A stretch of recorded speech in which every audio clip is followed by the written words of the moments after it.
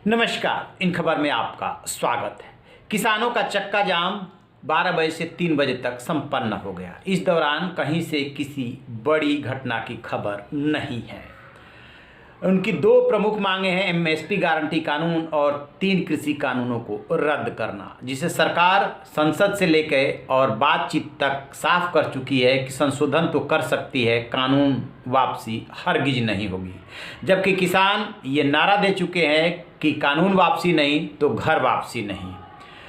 इस बीच में Republic day के दिन जो कुछ भी घटनाक्रम दिल्ली में हुआ, जिस तरीके से लाल किले पे मजहबी झंडा फहराया गया और आईटीओ पे हिंसा हुई, उसके बाद से ये लगने लगा था कि शायद आंदोलन थम जाएगा, लेकिन थमा नहीं। राकेश टिकैत के आंसुओं ने सैलाब ला दिया और ये आंदोलन एक बार फिर से खड़ा हो गया। इसी बीच जो आंदोलन का केंद्र था सिंधु और टिकरी बॉर्डर, वहाँ से शिफ्ट होकर के गाजीपुर बॉर्डर पे आ गया। अब सवाल ये उठ रहा है कि गाजीपुर बॉर्डर पे कैसे ये आंदोलन का एपिक सेंटर बना, इसके पीछे क्या कोई रणनीति काम कर रही है, पहली बात। दूसरी बात ये कि क्या जो राकेश टिकैत 2 अक्टूबर की डेडलाइन दे रहे हैं, इसके पीछे भी कोई रणनीति काम कर रही है। आखिरकार रिपब्लिक डे के बाद राकेश टिकैत इतनी तेज़ी से कैसे उभरे कि पंजाब के जितने किसान नेता थे उनका व्यक्तित्व इनके सामने दब गया। क्या इसके पीछे कोई सरकारी गेम प्लान तो नहीं? देखिए, ऐसे मामलों में कोई दावे के साथ नहीं कह सकता कि क्या पर्दे के पीछे घटित हो रहा है, लेकिन अंदाज़ा लगा सकते हैं, विश्लेषण कर सकते हैं। तो जो खबरें मिल रही हैं उन खबरों के मुताबिक कहीं ना कहीं इसके पीछे बड़ा गेम प्लान है। दरअसल जिस तरीके से पंजाब के किसान और किसान नेता जिस पृष्ठभूमि से हैं अधिकांश, यानी कि लेफ्ट माइंड से, उसमें से कुछ के लिए माओवादी और दूसरे तरीके के विशेषण से विभूषित भी किया जा रहा है। और यूं ही नहीं किया जा रहा है, उसके पीछे के जो तर्क हैं, जो ट्वीट हैं, जो वीडियो हैं, उससे कनेक्ट करके देखेंगे लाल किला पे जो घटना हुई, तो भी मतलब समझ में आता है। एक बात और, कभी किसी ऐसे आंदोलन का उत्तर हाँ और ना नहीं हो सकता। जिस तरीके से जिद की जा रही है उससे लगता है कि कोई ना कोई इस आंदोलन को चलवा रहा है। सरकार ने इसमें लग रहा है कि रणनीतिक रूप से काम किया और पंजाब के किसान नेताओं को दरकिनार करके टिकैत के ऊपर जो है फोकस कर दिया है। टिकैत रोए थे, निश्चित रूप से रोए थे, उनके आंसुओं ने सैलाब लाया, आंदोलन को पुनर्जीवित कर दिया। उसके बाद से गाजीपुर बॉर्डर केंद्र बन गया। तो इसमें टिकैत के आंसू और सरकार की रणनीति भी ऐसा लग रहा है जैसे कि काम कर रही हो। दूसरा सवाल ये उठ रहा है कि 2 अक्टूबर का बार बार डेडलाइन टिकैत क्यों दे रहे हैं।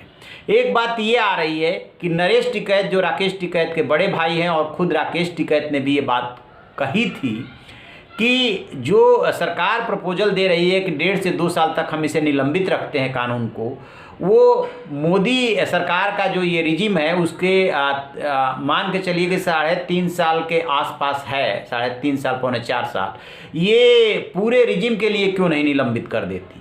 तो कहीं ऐसा तो नहीं, क्योंकि राकेश टिकैत ये भी कह रहे थे कि हमें प्रधानमंत्री के मान सम्मान की भी चिंता है, वो किसानों की पगड़ी की चिंता करे, कि बीच का रास्ता निकाला जा रहा है। अक्टूबर तक यदि ये आंदोलन खिंचता है तो उसके बाद 2 सवा 2 साल या 2.5 साल ही बचता है, तो अपने आप बीच का रास्ता निकल गया। यानी कि तब जाकर के यदि सरकार फैसला करती है तो बात वही हो गई जो अभी हो रही है। एक तो बात ये आ रही है कि बार बार जो टिकैत बोल रहे हैं कि अक्टूबर तक आंदोलन के लिए तैयार रहें, उसके बाद हम बताएंगे कि आगे क्या करना है। ये कुछ बीच का रास्ता दिख रहा है। नरेश टिकैत जो इनके बड़े भाई हैं, उन्होंने तो एक चैनल से बातचीत करते हुए साफ साफ ये बात बोली थी।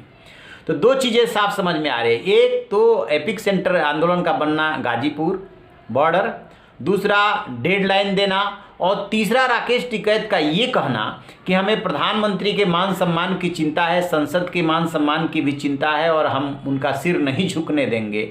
ये इशारा कर रहा है। और जिस तरीके से 28 जनवरी को पुलिस फोर्स ने राकेश टिकैत को और उनके पूरे अमले को घेर लिया था। उसके बाद पुलिस फोर्स पीछे हट गई थी।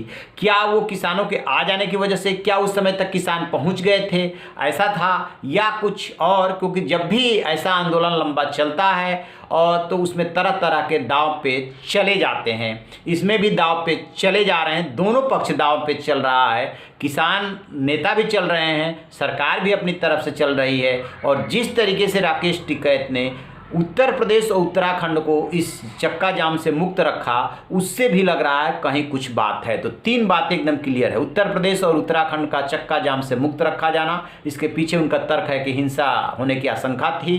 दूसरी बात कि एपिक सेंटर का शिफ्ट होना, राकेश टिकैत को ज़्यादा महत्व मिलना, ये भी कुछ संकेत दे रहा है। और तीसरी बात कि राकेश टिकैत जो 2 अक्टूबर की डेडलाइन दे रहे हैं, उसके पीछे का तर्क कुछ ये समझ में आ रहा है। और कोई नई बात निकल करके आएगी तो आपसे हम साझा करेंगे। आप रहिए न बेखबर, देखते रहिए इन खबर। Thank you. इन खबर चैनल को सब्सक्राइब करें।